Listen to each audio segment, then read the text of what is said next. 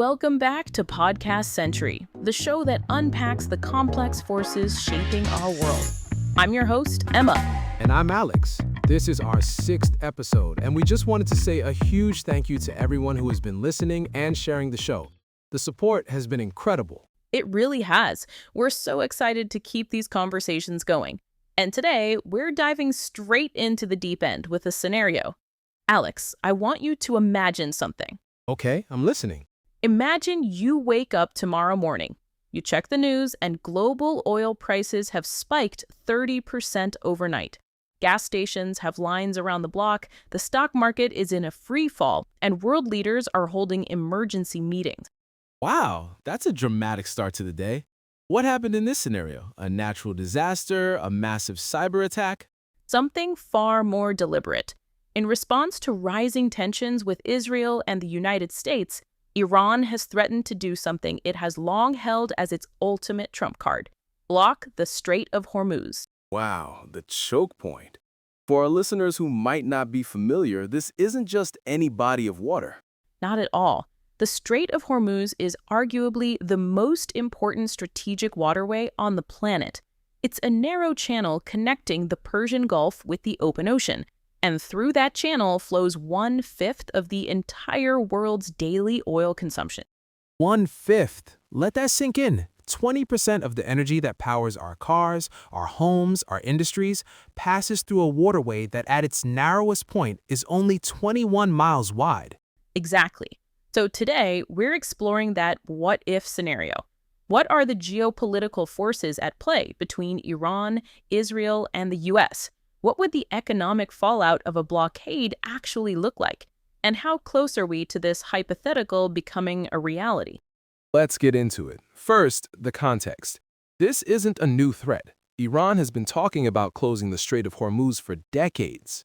Right. It's their ultimate leverage against international pressure, particularly from the United States. The current tensions are part of a long-running shadow war with Israel, involving everything from cyber attacks to assassinations and strikes on shipping. Okay, I see. A shadow war. And the U.S. is deeply involved as Israel's primary ally and as the self-appointed guarantor of global maritime security. The U.S. Navy's Fifth Fleet is based in nearby Bahrain for this exact reason: to keep waterways like the Strait of Hormuz open. So you have three major players in a standoff. Iran feels cornered by sanctions and military pressure. Israel is determined to prevent Iran from developing nuclear capabilities, and the U.S. is trying to manage the situation without triggering a full-scale war. It's a powder keg, and the Strait of Hormuz is the match. Iran's northern coast runs the entire length of the Persian Gulf and the Strait. They have an immense geographical advantage. They can use mines, anti-ship missiles, and swarms of small, fast attack boats to make passage incredibly dangerous. They don't even need to sink a ship, just the threat of it, the risk. That would be enough to halt traffic. Precisely. Insurance premiums for oil tankers would skyrocket, making it economically unviable for many companies to even attempt the journey. The flow of oil would slow to a trickle, if not stop completely. Okay, so let's game this out. The threat is made credible. The strait is effectively closed. What happens next? What does day one look like for the global economy? Pure panic. The first and most obvious effect is on the price of oil. We would see an immediate and massive surge. Analysts have modeled this, and the consensus is that prices would leap to at least $100 a barrel, with many predicting $130 or even higher in the initial shock. Right, and that's not a price the modern global economy is built to handle. Not at all. The immediate impact for most people is at the gas stations. Prices would double, maybe even triple, almost overnight. But that's just the tip of the iceberg. Of course, energy is a fundamental cost in everything. Higher fuel costs mean higher shipping costs. The price of transporting goods by sea, air, and land would soar. And that translates directly to the price of everything on store shelves. Your groceries, electronics, clothing, furniture. If it has to be moved from point A to point B, it suddenly becomes more expensive. This isn't just an energy crisis, it's an everything crisis. It triggers rampant global inflation. Okay, that makes sense. And think about the stock markets. They thrive on stability and predictability. A blockade of the Strait of Hormuz is the definition of instability. They would absolutely tank. You'd see a massive flight to safety. Investors would dump stocks and rush into assets like gold, U.S. Treasury bonds, or the Swiss franc. Airline stocks, shipping companies, manufacturing, any industry heavily reliant on fuel would be decimated. It would almost certainly trigger a global recession. For our listeners, take a moment to think about that. How would a sudden doubling of your fuel and food costs affect your household budget? What would it do to the business you work for? It's a shockwave that hits every single person. Yes, indeed, it's a chilling thought. But Emma, we have to talk about the other side of this coin. This would be a monumental gamble for Iran. What are the risks for them?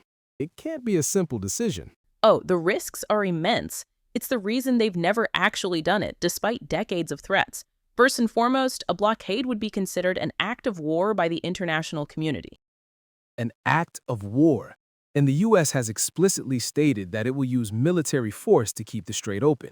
Without question, the U.S. and its allies would launch a major military operation to clear the Strait of mines and destroy the missile batteries and naval assets threatening the shipping lanes.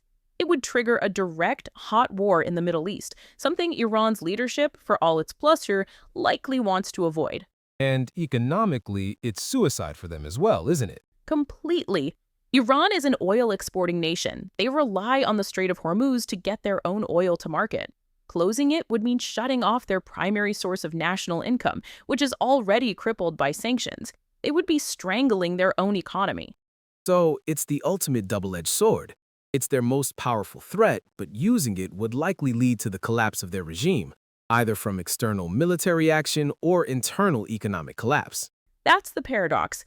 This is why analysts refer to it as a nuclear option for Iran. The fallout is so catastrophic for everyone, including themselves, that it's almost unthinkable to actually use it. The power is in the threat, not the execution. So, moving toward a forecast then, given that a full, sustained blockade is unlikely, what does this constant tension and the ever-present threat actually do to the world? What about other players? We've focused on Iran, Israel, and the US so far. How would a country like China react? They're the world's largest oil importer. They must have a huge stake in this. How does it reshape things long term? It creates a huge incentive for the world to change its energy habits.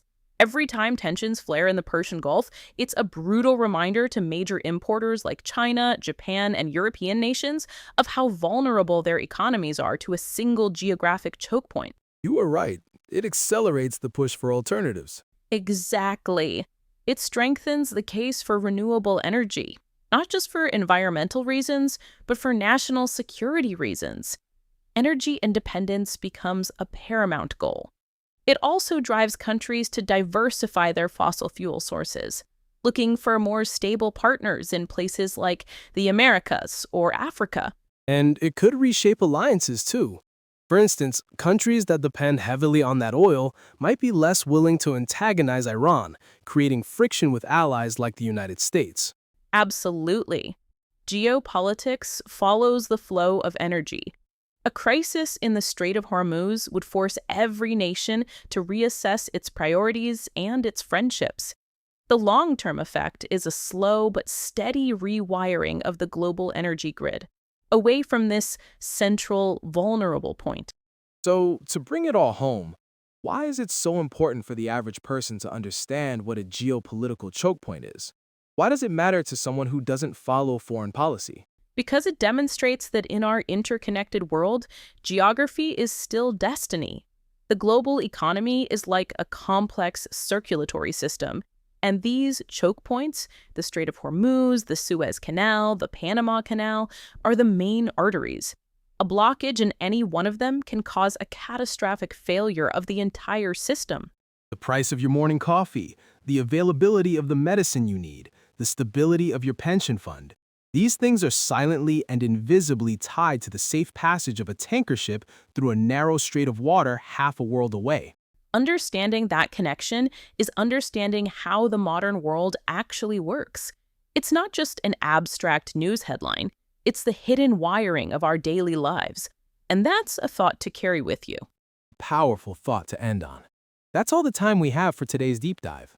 Thank you for joining us on Podcast Century. If you found this conversation insightful, please consider leaving us a like or a review. And be sure to subscribe so you don't miss our next episode. And feel free to check out our previous 5 episodes wherever you get your podcasts. We'll see you next time.